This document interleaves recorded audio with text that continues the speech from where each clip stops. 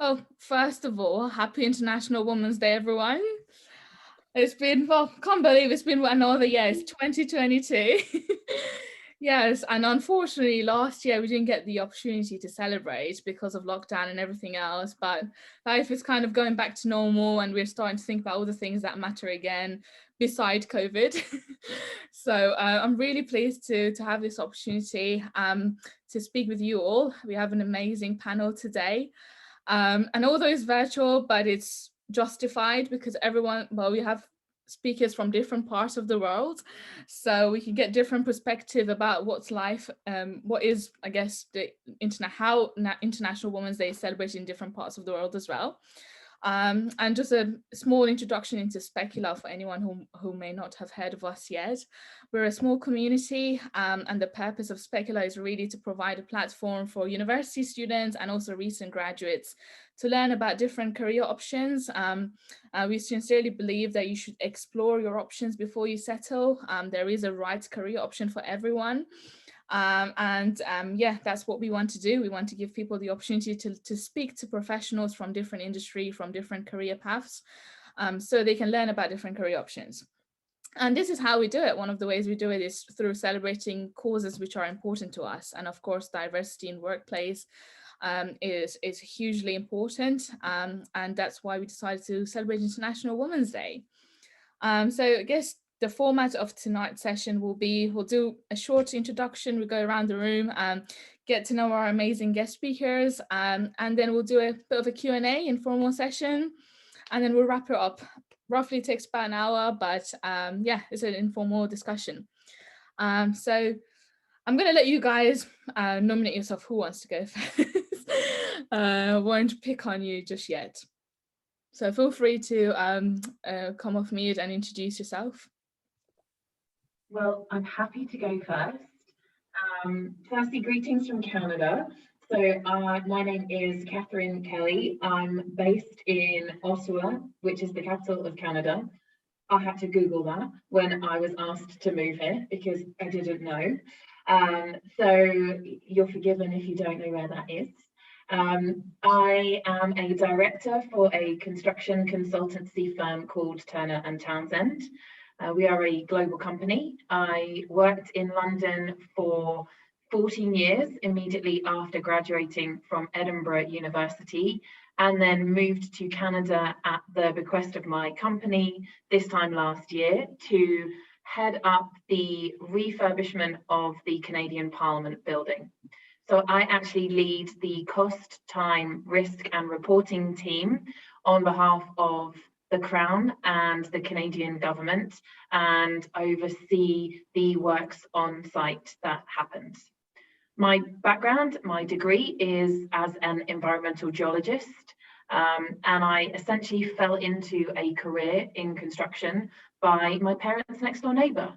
So that's how I am here 15, nearly 16 years later, and it's a fantastic career to date.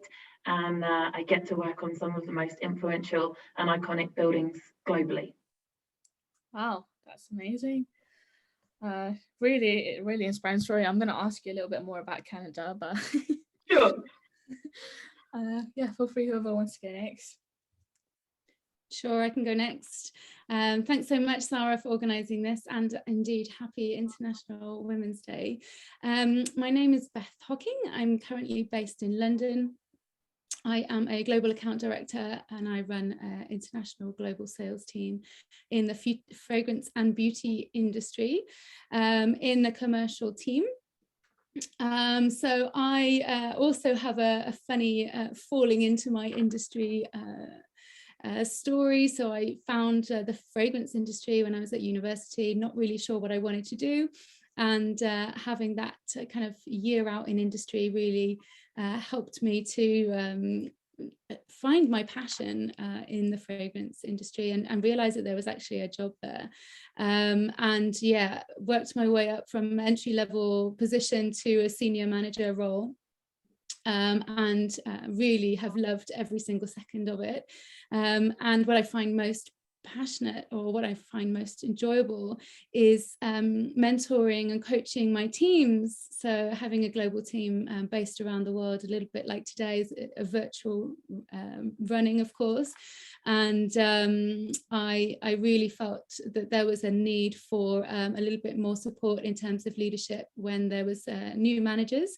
And I decided to train as a coach, so a qualified coach as well, and just felt that there was a gap when new managers are taking on teams and they're not really given the support that they need to really engage with the teams from the start. And there's usually a high pressure in that corporate environment as well to deliver and to perform. So for me, I felt so passionate that there was that kind of a leadership role that was required for transforming the first-time manager into a legacy leader for the future and for the next generation. So I do that as my passion or fun project as well on the side. Oh, amazing. Because the question I want to ask is, do you get lots of free perfumes? Much less now. At the beginning, yes, a lot of free perfumes, but yes, there are quite a few perfumes in my house, I have to admit. Oh, amazing. Now that's definitely a career path worth pursuing. Excellent. Thank you so much for that instruction, Beth. Yeah, feel free, Yasmin or Andres, you can fight this one out.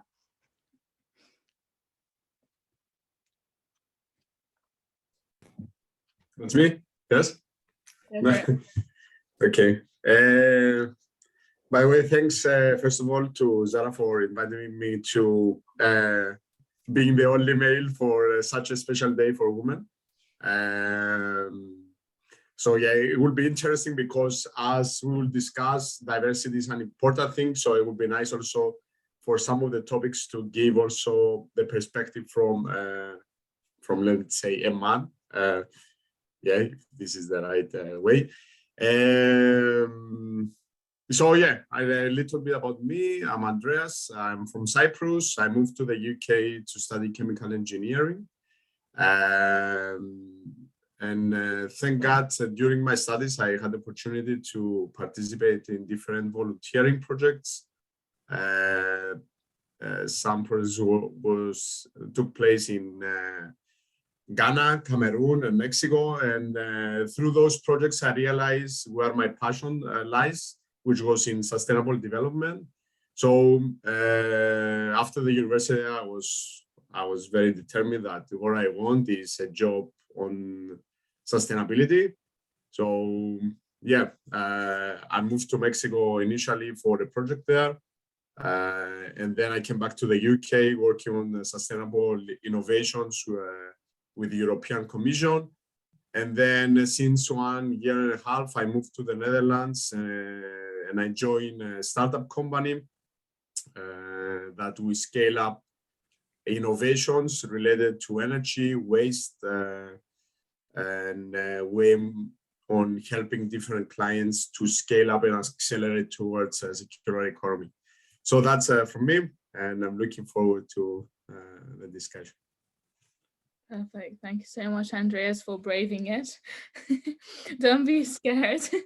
The reason why we wanted to have a male in the panel is I'm not scared, but to be honest, one of the things that maybe we can bring up is that many of those topics that I fully support, sometimes, you can get into a discussion that, coming from an opinion from a male, you can be attacked quite easily. So it would be interesting also to discuss this topic because, yeah, not every male, I think, is bad, of course. And yeah, okay.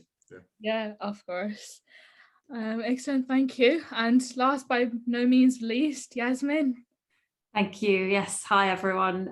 Just Catherine, I've got a friend in Ottawa who works for the Canadian government, so I'm going to tell him that I met the person who's refurbishing the building. I'm really excited about that. Yeah, so I'm a chemical engineer as well. I graduated, it's 11 or 12 years ago now. And funnily enough, similar story as to how I ended up in energy. My parents' neighbor worked for E.ON. and said to me, why don't you apply for a placement there? So I did a summer placement in a gas-fired power station, and suddenly realized that it sounds really stupid now, but we all rely on energy all of the time. So it's kind of an important sector. And I thought, this is a good thing to work in, and I can make a difference by making sure that it works properly and people have the energy that they need. So I've worked in coal and gas-fired power stations and in oil and gas and district heating. And 7 years into my work with E.ON, I decided to leave and find something different with a bit more focus on sustainability and climate change solutions. And I ended up in government. So I work for the Department for Business, Energy and Innovation. Business, Energy, oh my God, I can't remember. Down somewhere. BEIS, Business, Energy and Industrial Strategy is what I'm trying to say. But I work as an innovation program manager, which is why I was mixing up the acronym. So I basically design and run innovation programs to develop solutions that will make the energy system more sustainable. And just on top of, as well as my kind of technical work, I do lots of engineering engagement. So I talk at schools and events and careers fairs, and do lots of writing as well. So I'm currently writing a book about energy, which is coming out in 2024, and I'm very excited about that. And I'll stop talking now. That's definitely an interesting background. I think when I have kids in the future, I'm going to make sure I live in a good neighborhood. So the next door neighbor can get them into the right career path.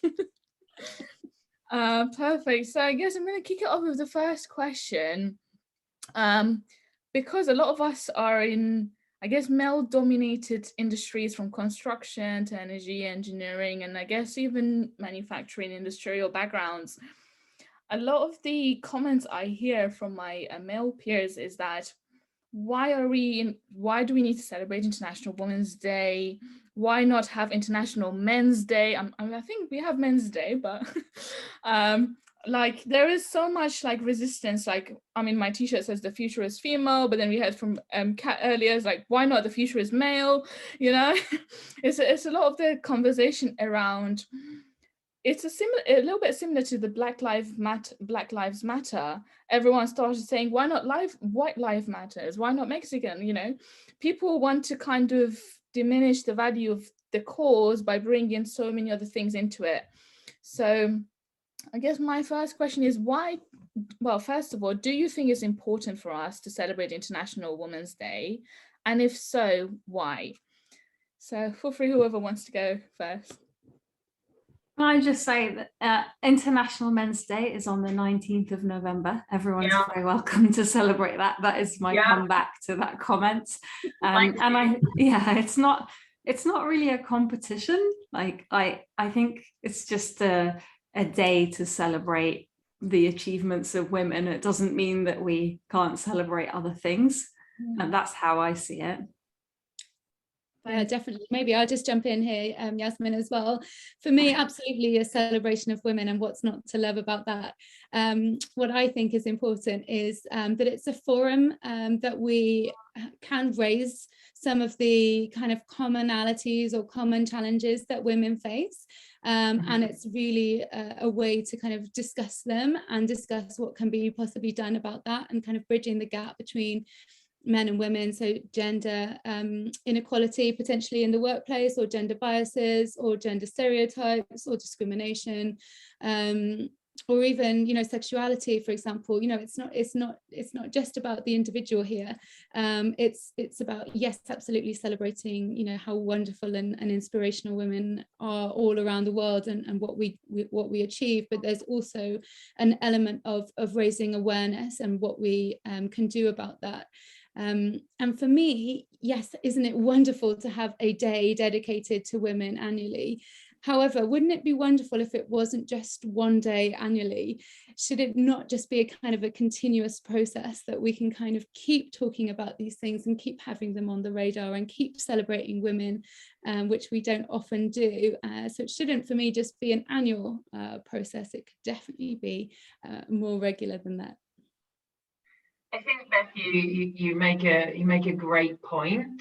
I think, though, that even just by having one day, it really sparks so much of a conversation, does it not? The men immediately go, well, what about us? Well, it's like, well, actually, let's have a conversation about women and the kind of the oppression that women have had for so long, and then we can start talking about equaling it. Sheryl Sandberg put something very interesting on Instagram this morning to say that 79% of women asked in the workplace whether they'd ever received any biases towards them. So 79% of the people said yes. Only 23% of those women said that they'd reported it. And I think it's those kinds of things that we need to be getting front and center. By having an International Women's Day, it starts that conversation, doesn't it? You start publishing those statistics and men are like a bit like, meh, whatever. And I'm like, well, no, actually, this is the day that we can talk about it. We can start making changes, and then we can start moving it forward. We highlight the inequalities, we highlight how hard it is, and then we move forward from that. It's like a baseline celebration. Yeah, absolutely. No, some very good points there. And I guess I'd love to hear from your perspective as well, Andreas. Do you feel like there is a need to celebrate international? And I guess, how do you feel about it? Like, some men feel, I guess, threatened or don't like the idea, or feel, I don't know, it does something to their position. How do you feel about International Women's Day? Is definitely a very important day. As you mentioned, also, it's like something similar to Black Lives Matter. It was because by history, the woman was, if I can say, like the minority, and it's time to change this. And this is not only about women, it's also for people of different races. So we see that, because you put a label here that the society is actually undermining you, and that's important to have those days to make, and that's also very important why we call it international. So for women all around the world to realize, okay, I have rights. Because I would say that in Europe, let's say women are actually realizing more and more the rights that they need to have. But there are many other countries out there that women are still quite classed as very low, like in Saudi Arabia. It was since like a few years ago that they were allowed to start driving, and there is still a lot of effort and progress that needs to be done to change it. And still in Europe, but I guess there is big problems out there in countries out of Europe. So yeah, I think, and as Beth has said, it shouldn't be just one day. I think we should always remember this, and also men needs to support this for sure, 100%. So yeah, that's my opinion. Yeah. I ask, sorry. Are 51% of the global population. So we're actually not in the minority, we are the majority. Even with female infanticide in certain countries, there are more women on this planet than men. Yeah, maybe minority was the wrong English, but how do you call like that society is undervaluing, some let's say races, sex, or gender. So yeah, maybe I used the wrong English word, but yeah. But I love the fact that you highlighted the fact that it's international, because I feel like sometimes when an issue is resolved in our local area, we think the world is all right now. And I think COVID taught us a very good lesson. Like, a lot of the issues are affecting us globally, even global warming. Like, you can't just think, if I fix this issue on a local level, the whole world is okay. And similar thing to females, because some of those females, like myself, they might migrate to your country from different parts of the world. And sometimes you're dealing with cultural differences as well. And although the UK is quite far ahead, I would say, compared to a lot of countries like where I come from, Iran, I wouldn't know the exact percentage, but like the heritage of the parents, like a lot more goes to the son than the daughter. Like, I think it's less than 50% of what the son earns will go to their daughter. And because they feel like the daughter gets married to a husband who is supposed to take care of her, so they don't need as much money. And a lot of these incorrect thinking are in so many different parts of the world. And I think we can use our privilege of being from a Western background to help those, to kind of help bring them to the current time. And that's why I think that international part is very key as well, because we have like Mother's Day, and Mother's Day in Iran is different to Mother's Day in the UK. And those are days we also celebrate females. But I think we should really take that and really apply to different parts of the world as well, because it's not just the local issues we're dealing with. In a country like the UK, where you have immigrants coming from all over the world, cultural differences play a huge role into it. Sorry about the outburst there, but like it kind of hit a very personal note for me on that part. Cool. So I guess it goes to the next part. I guess it's a little bit more personal as well. From your perspective as females, have you ever felt like you were treated differently because you were a female in comparison to a male counterpart in your workplace? Yes, absolutely. I've got an example from just last week. Obviously, I'm in an office right now and I go to site. Somebody said to me, "Oh, Kat, like, don't forget to wear trousers tomorrow." Oh. I was like, yeah, like, I've been in this industry for 15 years. What makes you think that I would forget to wear trousers when I'm going on site? Would you tell a man not to wear shorts? You wouldn't even think about it, right? But I was like, I'm not an idiot. I actually keep trousers in my desk just in case I do forget. And anyway, I was a bit like, really? But yeah, I mean, that was just a silly example of last week, but something that I felt wasn't necessary to be said. I'm sure they were just trying to be really helpful, but it's that lack of awareness or that lack of thought with it being said that irritates me. Yeah, I might be a bit sensitive, but no, I see where you're coming from. Sometimes those like unconscious, I think the unconscious behavior is actually a lot bigger than the conscious. That's why we are raising awareness.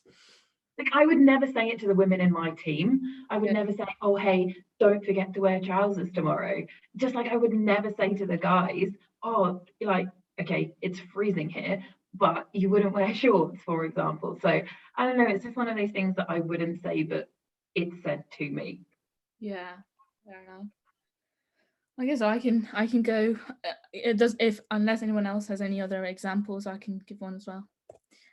I guess from my first year of university, we had a lecturer who was very, very harsh. I'm not going to name him.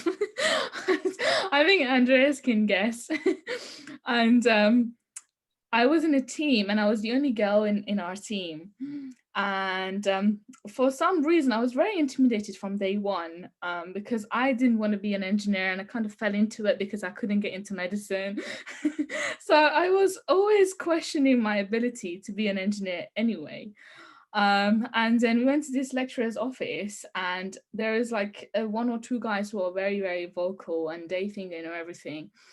And I was suggesting things, and the lecturer was completely ignoring me, like I'm not there. And I went back and I was like, well, I think, and he was like, don't worry about it. This person has it undercover. And I was like, oh, so I was like, kind of took a back seat and fully let the guys do their thing, and I would just fill the gaps where it's required.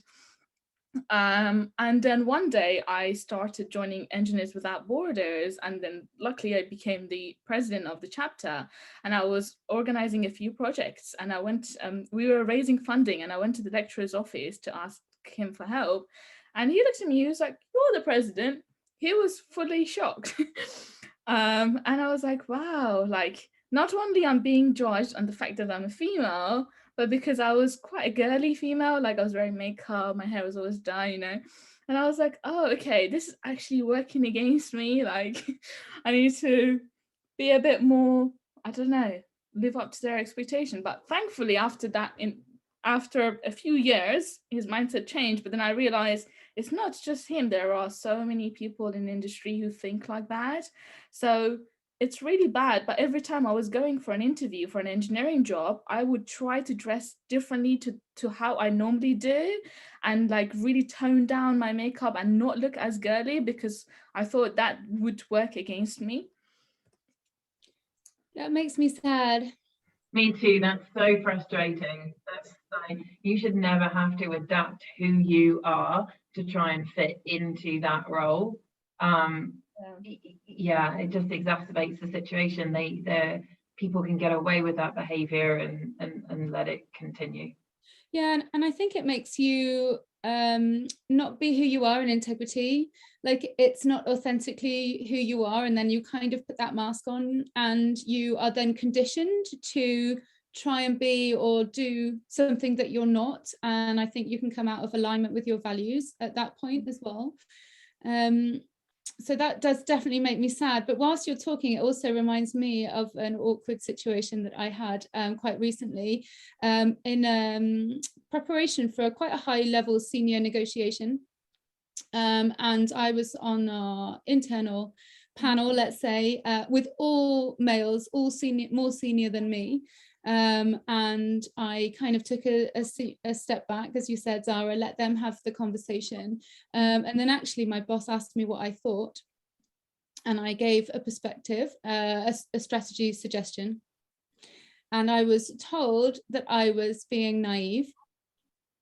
And I was like, okay, maybe I was out of place, maybe I said something wrong. And then I found out after the negotiation, because I obviously was not in the room, that the senior guy who had told me I was naive had used my strategy for success.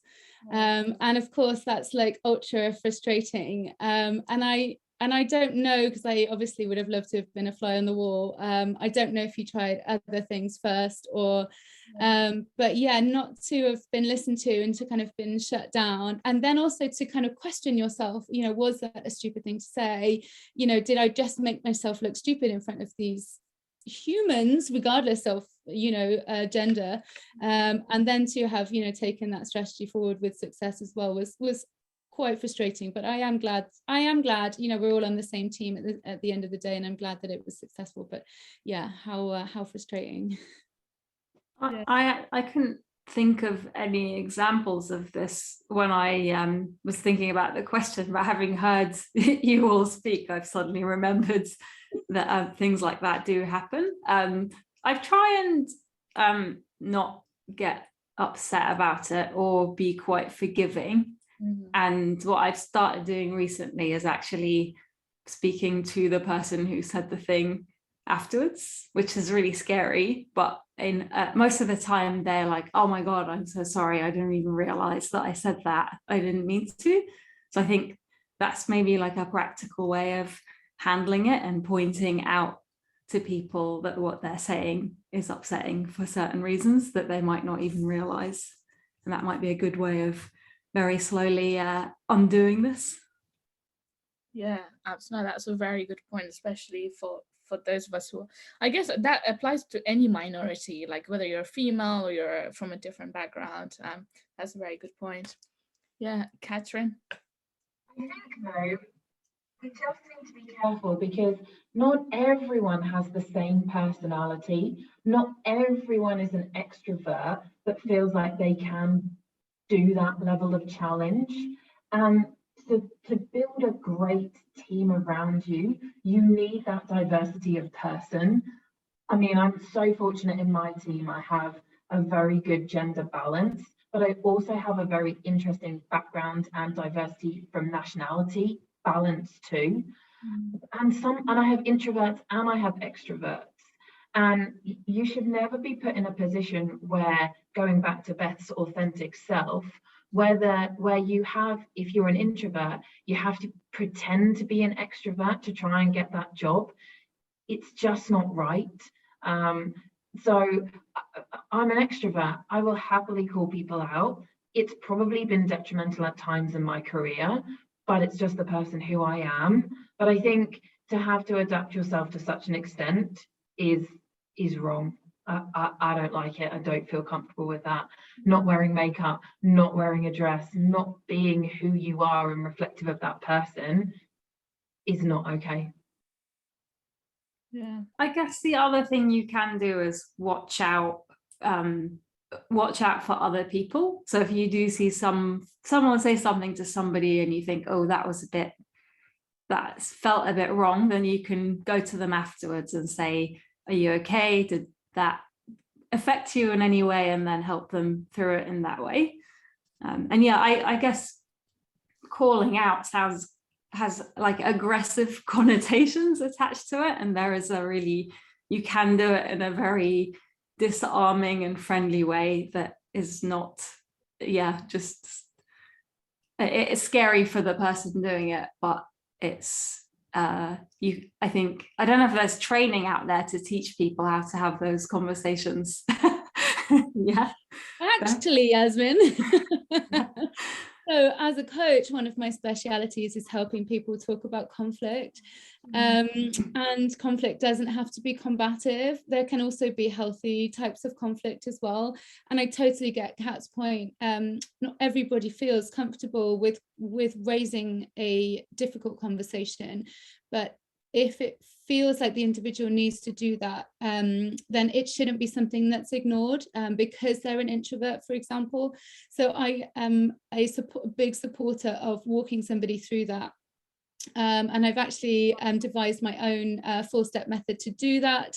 So you can grab that for free on my website, which is a shameless plug, but I thought I would take the chance anyway. It's called From Conflict to Confidence in 4 Easy Steps. And it actually starts with looking at who we are as people. So it is, whether we feel comfortable to do that or not, and who we are as human beings, and just really being reflective about that discussion, rather than just going in for the kill and having a crazy time and having that conflict for conflict's sake, for example, but actually just kind of reflecting on that and making sure that it's a sensible move and how to do that in the most effective and productive way. Oh, that's awesome. I think that's something we need, not just for the diversity, but just really anything. Like, I'm sure there are so many things that you might have a different opinion to someone else at work, and a lot of people just kill it or don't address it, or they think it's not worth it. But I think once you kind of train yourself to stand up for what you believe in once or twice, it kind of becomes a habit. But the first time or the second time is always hard, but afterwards it gets easier. I guess just to go into a little bit of a touchy subject, I guess, is feminism. It has a bit of I think it has a bad reputation for a lot of people when you say I'm a feminist, or if I was to wear I'm a feminist t-shirt, a lot of people would automatically like, oh, she's a lesbian, or she's like, she's a crazy woman who you should stay away from. A lot of people think of it as the wrong way, and it's happened to me so many times where I say to people, oh, I'm a feminist, and they're like, oh, really? You've never thought, you seem like a nice girl. And I'm like, feminists are nice people. So I want to ask Andreas first, because obviously he's a guy. So if you met a girl who said to you she's a feminist, what would be the first 2 or 3 things that would come to your mind? The first 2 or 3 assumptions you would think of her as a feminist. Yeah, it's actually what you are saying is true. Like feminism is kind of associated with something extremist, and I don't know why. Personally, because I have friends that they class themselves as feminists, and now I understand, okay, it's not always the extremist feminist. But the first thing that I will ask myself, if somebody is like, okay, how extreme is as a feminist? So is it the woman that I cannot really challenge different topics about feminism because I will, I will, my opinion will not pass through, or is it a feminist that is a healthy feminist and wants to support women's rights? And I'm also a feminist in that level, of course. Second thing, for me at least, I would be like, okay, that's a strong woman. She wants to fight for her rights, which I like it. The third, maybe I don't have something. So let's stay on the two. Okay, that's that's the two things that comes to my mind, let's say, at least when somebody says I'm a feminist. Yeah, I get that extreme end quite a lot. I don't know why or how we ended up here, where people think of feminism as extremism and as a bad thing. Why do you girls think? So a controversial answer is because men don't like it, so they have to paint us as this extreme. I think Germaine Greer has got a lot to answer for, the bra burning feminist. My boyfriend calls himself a feminist because he's a supporter of women, but actually what we are supporters of is equality more than anything. And actually, because women are so far below being equal, it's about leveling up and bringing women up to that equal standing. So actually we're all for equality, but there's so much work that needs to be done from a female perspective, but also from a race perspective, from a class perspective. So, I mean, rather than a feminist, I would say I'm more about equality than anything else, which is, reflective of everything, to be honest. Yeah, I really love that, Kat, and I couldn't agree with you more. I think that for me, what comes to mind when you talk about feminist stereotypes is like man haters. Yeah. So I can confirm I'm definitely not a man hater, and neither do I necessarily want to have masculine traits. I don't want to be a Rottweiler in the boardroom. I want to be who I am. I want to be in integrity. I've used that word again. I want to be in integrity and authenticity to myself. And I want to be there on my own merits. I don't want a special treatment. I don't want something because I'm hitting a quota of being a woman.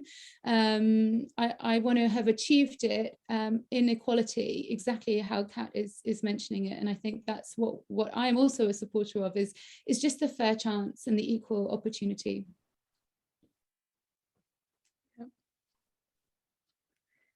Excellent. Well, Yasmin, do you have anything to add? I think Kat really hit the nail on the head there, but I found it interesting, Beth, you saying you don't want to be a Rottweiler in the boardroom, and I think probably lots of men don't. So I don't know if there's really that much difference between men and women. In reality, we probably all want the same things, and we're all just people, and we need to somehow see past all of this perceived difference. And I think I kind of said this already, but maybe there is this perception that if women become equal, it's going to take something away from men, and that's just not true. It's more about collaboration than a competition. I think we need to get away from the social conditioning. I feel like we've all been conditioned to think this way, and anyone that tries to break the taboo, Germaine Greer being someone that we all know, but even like the suffragettes, they were extremists. They killed people, they blew things up. But like a feminist is so far removed from that now that I feel like they get kind of lumped into that camp because, again, iconic women doing something very extreme to us now just trying to be equal. And I think society has conditioned us into a different way of thinking that we need to break those stereotypes. Yeah, absolutely. I think the one person who really made me be able to kind of translate what I felt, what feminism was I don't know if you guys know her, but it was Chimamanda Ngozi Adichie, who is a poet, African American poet. And she said a feminist is a person who believes in social, political, and economic rights of both sexes. Right? So we are not saying men and women are the same, because obviously we're not. But we should have the opportunity to the equal social, political, and economic rights. Right? So we should have the same opportunity to have a career as an engineer, whether you're a male or a female. Now, if you're a female, you don't want to be an engineer, that's fine. We're not going to be like, you have to be an engineer just for the sake of equality. But if you want to get into engineering, you shouldn't be judged by the fact that you're a female and you're like a particular type. Or economic wise, gender, why is there a pay gap just because we assume someone is a female, so they're going to have a child somewhere down the line, or whatever the reason? I really can't get my head around why there is a pay gap for a female and male who do the same job. Doesn't make any sense. I mean, why don't you pay them equally, and then if one of them is not performing, you can, decrease their pay or whatever. But why do we assume the female is going to be the one who's not going to perform or do just as well? So let's give them a lower pay. I think that's where it comes, and that's where the root of feminism is.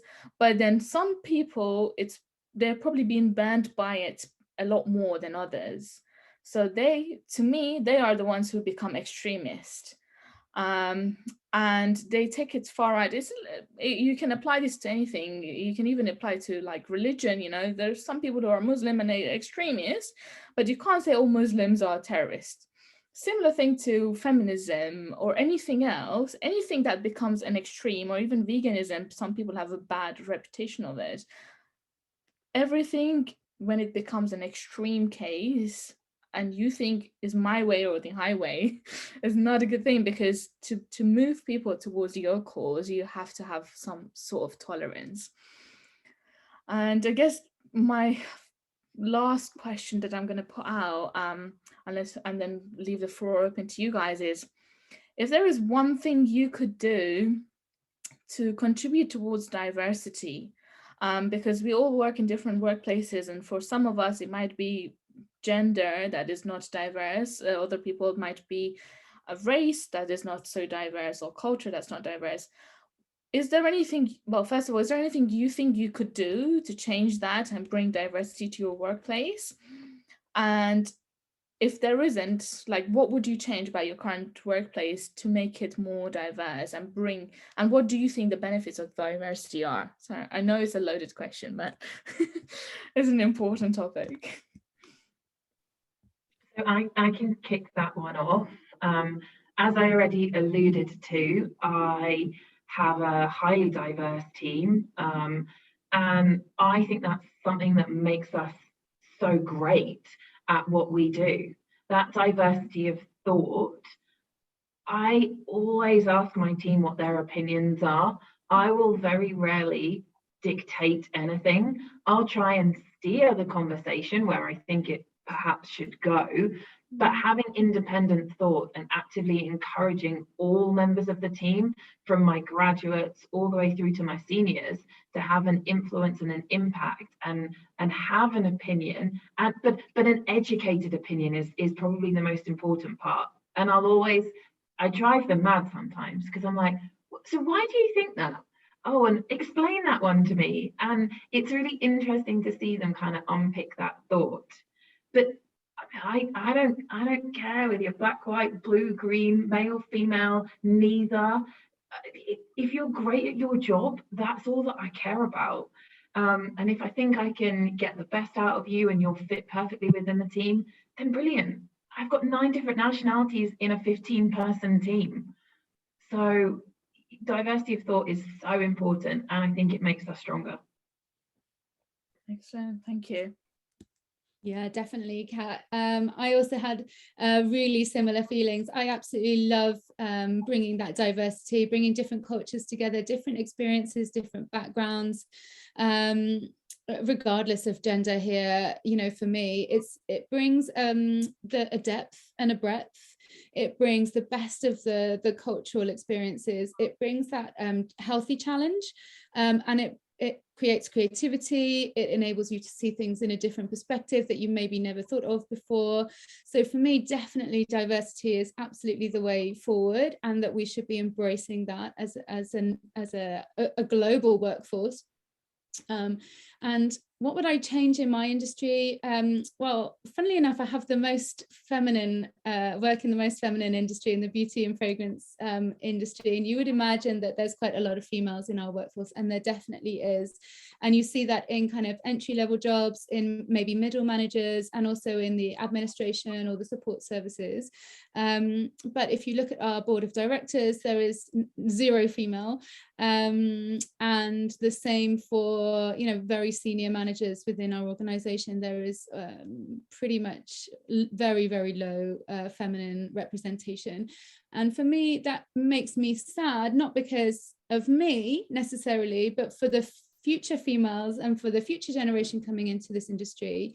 They are not identifying with people that are like them, that look like them, that they can go all the way to the board of directors, to the CEO position, should that be what they choose to do. And for me, I think we need a bit more representation, so that females can really see themselves in that position in the future. And it's funny because, you know, we live in the 21st century. We're still at the day and age that we have not had one single female president of the United States of America. And I think it stems from the top, and we need to be seeing our organizations in Fortune 500 companies really putting their money where their mouth is this International Women's Day. And I've got a couple of stats for you that I think is really interesting. So in 2021, 41 women were CEOs of Fortune 500 companies.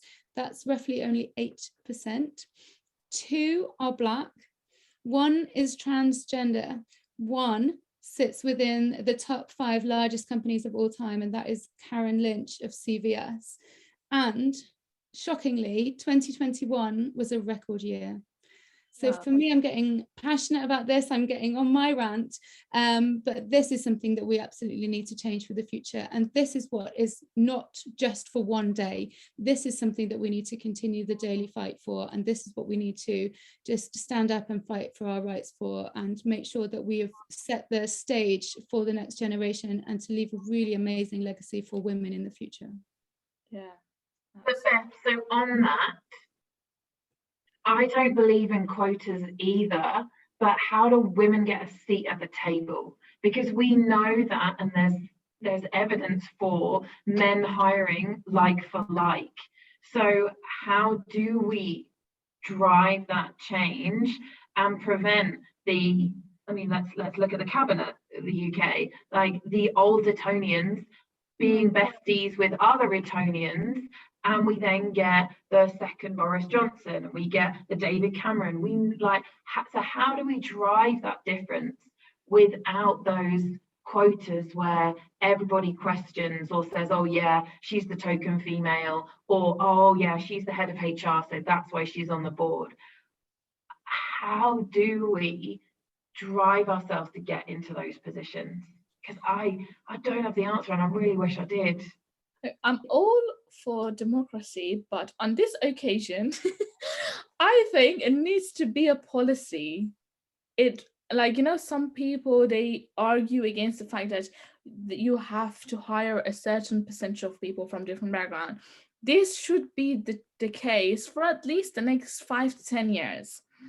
Like, you have to have an X percentage of people in leadership, in government, in this, because take me as an example. I applied for a sales role for this American company, and all the people who were working in sales for this company were predominant 99.99% were white guys. And I was not only the first female on the floor, the first non-white female. And they had to take a big plunge. Like the final panel interview was 6 guys, and thank God the one person who liked me decided to take me under his wing and become my manager. And I ended up becoming one of their best salespeople. But if it wasn't for him, I would have never had the opportunity because my background didn't line up to that career path. And there aren't that many. When I joined that company, I realized that there aren't that many people like him there. He's the only person who has that kind of heart to give people the opportunity. So until that kind of people end up in this kind of position, it needs to be a policy, it needs to be a rule. And quite unfortunately, people have to be forced to make those kind of decision, because it's not just because it's nice, because we female want to be in power. It's not just that. It's good for business. It's good for the country, and it's good for business. I became their best salespeople during the pandemic in a sector that was struggling, and saved half of their accounts. It was good for business. But when they were trying to hire me, everyone was saying no. Yeah. So, can I tell you what we do at Bays, which I've been really impressed with? So I've been there 3.5 years, having come in from the private sector. So recruitment, all of the CVs are looked at blind. There's no names, no university, no gender, nothing. You just look at the application. Every panel that's doing interviews has to have it's 3 people, one person has to be of a different gender. So you could have, if you've got 2 women, you have to find another man, and vice versa. Any job that's advertised is advertised as flexible. So if you want to work 3 days a week, you can, and no one is going to discriminate against you when you're applying for that job. I've been actually, I think one of the most impressive things I've seen is people in quite senior jobs doing a job share. So one person will do 2 days a week, the other person will do 3, and they're just, doing that same job. So I think these things are maybe less extreme than having a quota, if you think that's extreme, but they seem to work, and it's definitely the most diverse team that I've worked in an engineering kind of setting. So I think I am moving jobs soon, and I'm hoping to take some of this stuff away with me back into the private sector to see if we can do it, because I think it's good, and it makes not just women's lives easier, but everyone, people who have kids or people who have caring responsibilities. We all need that balance between work and life. Yeah, Yasmin, that's so encouraging to hear, and really, really refreshing that you can kind of do that blind experiment or experience, so that you're not biased at all. And I think the 2021 International Women's Day hashtag of break the bias is so important here. And I think to answer kind of Kat's question, a lot of our biases are unconscious.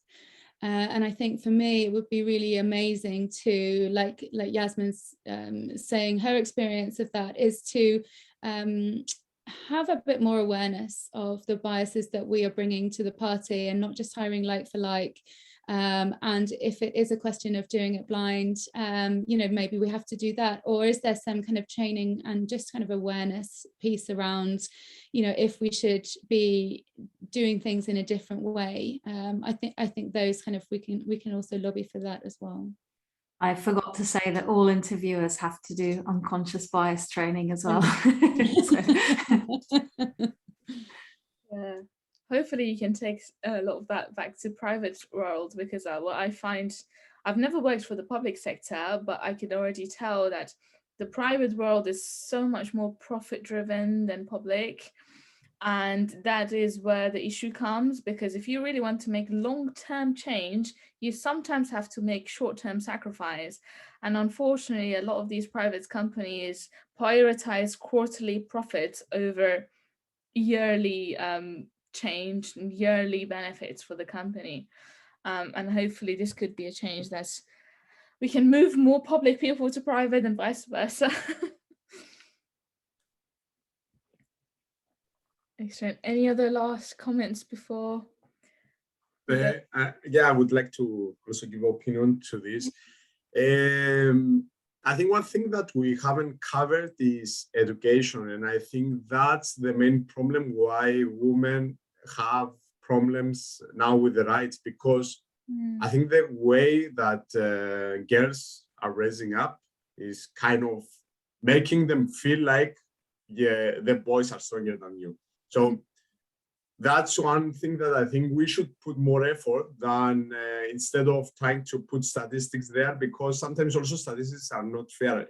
For example, in engineering, there is more male engineers than female, just because, for example, for a female to think that is going to for an engineering degree, they have the perception, and I think this is changing, thankful, that engineering is a man's job, that you need to be more hands-on, but no, this is not the reality. You are actually office-based, and this is changing, but still, I mean, it's a problem of education, and putting also statistics there, like for an engineering position, for example, 50-50, is also a bit not fair, because imagine you have a pool with 100 men and 5 women, then it's a bit of also for a company. I really like the Yasmin type, that you blindly look at the CVs and then you decide who do you want.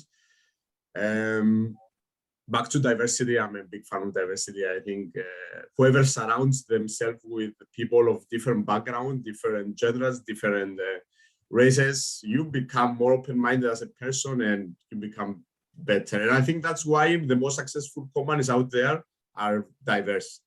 I don't know any company that is very successful with just one thing. So yeah, that's my opinion on this topic.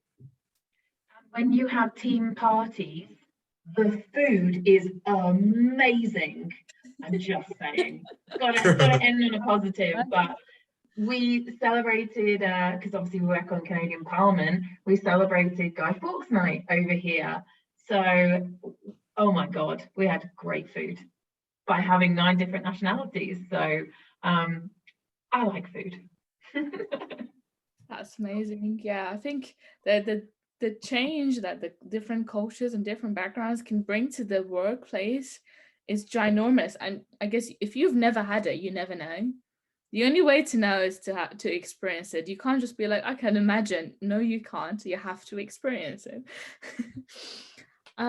Well, just before we wrap up, obviously going back to the purpose of Specular, we want to really give university students and recent graduates the opportunity to learn about different career paths so they feel empowered to pursue what they're passionate about. So as strong females and males who've done well in their career, if you had to give one piece of advice to someone who is a fresh graduate and they're looking to embark on a new career journey, what would that advice be? It doesn't have to be gender related, just any recent grad who is starting their career and maybe they're a little bit confused, they don't know where to go or how to begin this journey.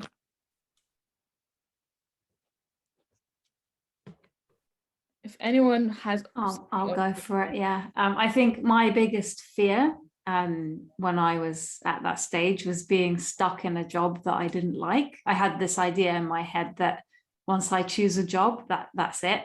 And it's really not like that. So I'd say if you don't know what you want, just try something. And if you don't like it, then you can move on and do something else. So be open-minded to opportunities out there. Well, that's amazing. Yeah, absolutely. I would totally second that.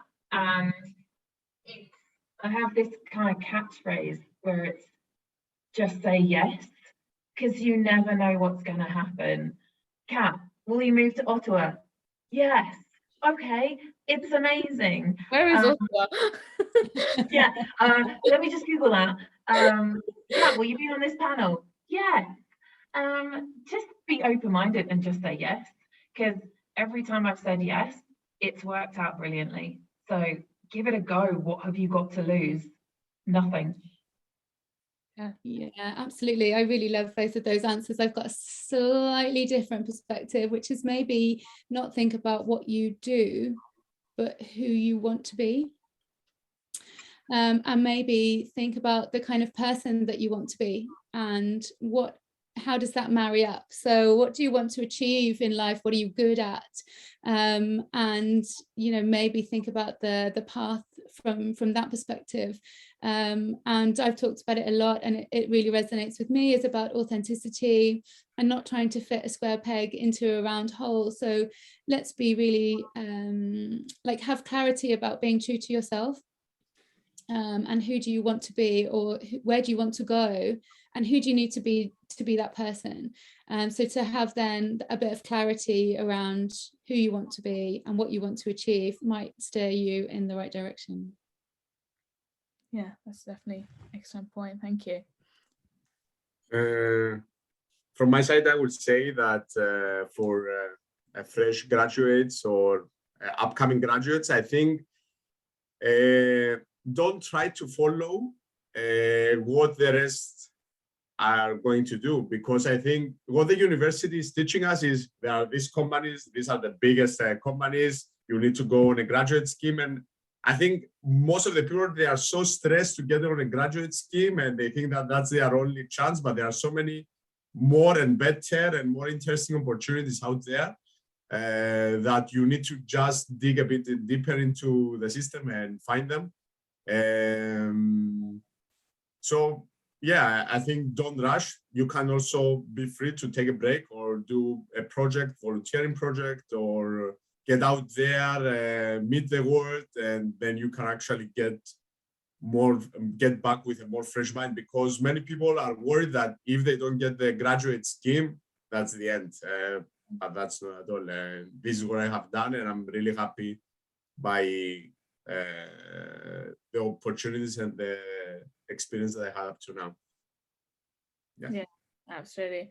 There's so many different types of jobs and so many different types of companies in the world, and unfortunately when you're a fresh graduate, like you're just so desperate to get some opportunities so you're not left behind, and it's easy to think in one lane or in one direction. But I mean, we can see from the room today, everyone's different part of the world, different types of companies, and it's not necessarily directly related to your educational background. Well, just want to say thank you so much to you guys, and you've been really, really amazing and really inspiring. And I've really enjoyed the discussion and hearing your honest opinion. And thank you to Andreas as well for braving it with us today.